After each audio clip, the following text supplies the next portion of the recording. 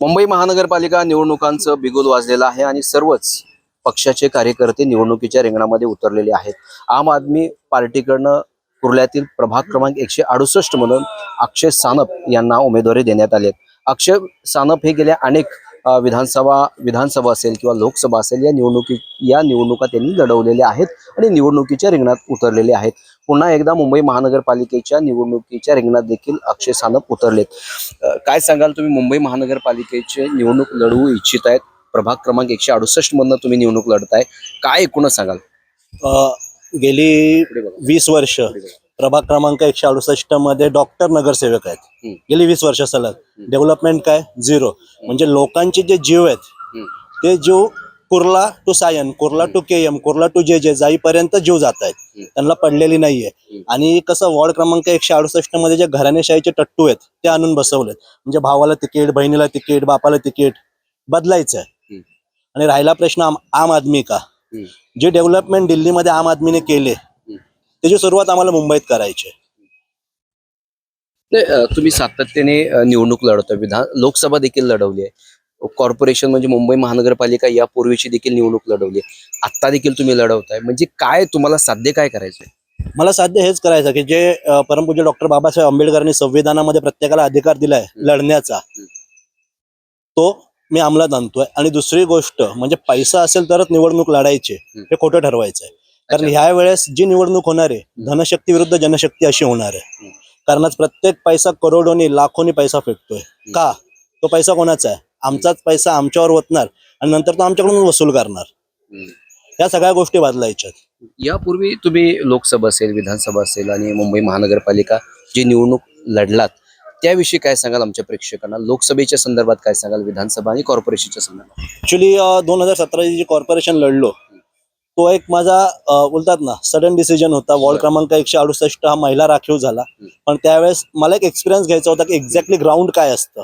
कारण जोपर्यंत आमची यंग जनरेशन या ग्राउंडवर जाऊन उतरून ह्या गोष्टी बघणार नाही तोपर्यंत पुढे कोणाला गाईड करू शकणार नाही।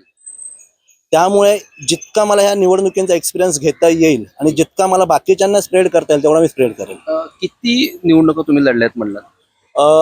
2017 मुंबई महानगरपालिका, 2019 उत्तर मध्य मुंबई लोकसभा, 2022 राज्यसभा, 2022 विधान परिषद आणि आता मुंबई महानगरपालिका। काय या सगळ्या निवडणुका तुम्ही लढवतायत, काय तुम्हाला अनुभव जाणवतोय?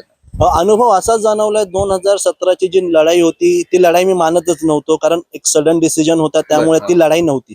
पण 2019 ज्यावेळेस मी मैदानात उतरलो त्यावेळेस मला हे मैदान एक्झॅक्टली जवळून कळालं की काय नक्की, की म्हणजे आपल्याला प्रचार कसा करायचा आहे, मतदार कसे मॅनेज करायचे आहेत, या सगळ्या गोष्टी मला त्यावेळेस कळाल्या। आपला जो अजेंडा आहे तो लोकांपर्यंत कसा पोहोचवायचा आहे, आणि त्यावेळेस पण खूप काही गोष्टी शिकायला मिळाल्या। ज्यावेळेस आपण एखाद्या सिस्टीम विरुद्ध आवाज उठवतो त्यानंतर ती सिस्टीम तुमच्या हात धुवून कशी मागे लागते, त्याचा मी जवळून अनुभव घेतला 2019च्या निवडणुकीत। काय काय मुद्दे असतील तुमच्या या निवडणुकीमध्ये? मी जाती, धर्म, प्रांत, भाषा ह्या 4 खांबांवर न राहता माझं जे विजन आहे ते फक्त डेव्हलपमेंटचं आहे। ज्या उमेदवाराला डेव्हलपमेंट बद्दल बोलायचं आहे त्याने मला रात्री डिबेटसाठी बोलवावं, आपण डेव्हलपमेंटवर बोलू। कारण माझा जो अजेंडा आहे तो डेव्हलपमेंट आहे। जातीय, धर्म, प्रांत, भाषा झालं, त्याच्या पलीकडे पण मुंबई, त्या पलीकडे पण महाराष्ट्र आहे।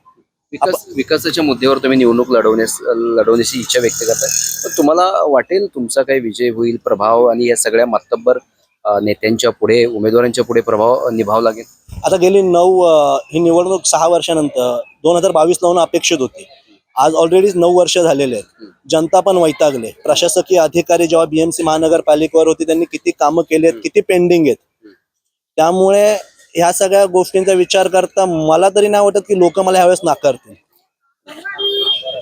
कारण लोकांना चेंज पाहिजे आणि तो चेंज ह्यावेळेस मुंबई महानगरपालिकेत आम आदमी पार्टीच्या ताकदीने लढते, तो चेंज आणण्याचा नक्की मी प्रयत्न करतो। धन्यवाद, तुम्ही आमची संवाद साधल्याबद्दल। हे होते अक्षय सानप, हे गेल्या लोकसभा असेल, विधानसभा असेल आणि मुंबई महानगरपालिका या सगळ्या निवडणुका त्या लढलेत आणि पुन्हा एकदा मुंबई महानगरपालिकेच्या निवडणुकीच्या रिंगणामध्ये आम आदमी पार्टीकडनं प्रभाग क्रमांक 168 मधून ते निवडणुकीच्या रिंगणामध्ये उतरलेत।